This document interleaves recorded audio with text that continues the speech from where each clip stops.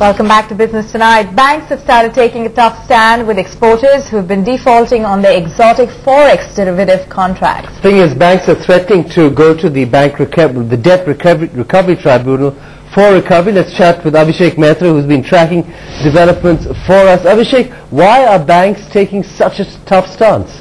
Well, there have been a long outstanding for these banks on exotic forex derivative instruments for a very long time now. In fact, there were certain cases of out-of-court settlement for some of these exporters who had agreed to pay up about 10 to 15% of the outstanding. But on the larger scale, a lot of these banks, a lot of these exporters are unwilling to pay back to the banks when they have started making losses. Now, why this matter is so important right now is because of the fact that there is a Supreme Court judgment which has said that all these cases have to be first tried on the civil courts or on the respective civil courts, and then it can be referred back to the DRT or the Debt Recovery Tribunal.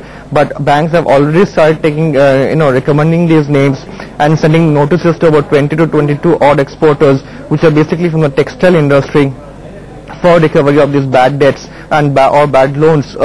And in fact, ICICI Bank and State Bank of India have in fact listed 7 of these exporters on the CIBIL website as a willful defaulters list. Now, what happens basically with this is that these people who have been mentioned on the CIBIL's list, willful defaulters list, are not able to get any further loans or money from any bank, any other banks to expand their businesses. And these guys are crying foul for this, and they have again approached the Supreme Court to get a stay on this entire issue. Sid? Much tough situation in the banking industry, a tough situation today on... Okay, that's money. That's some big movie. Fascinating. 3 languages. 3 languages? Yes, 2 made simultaneously.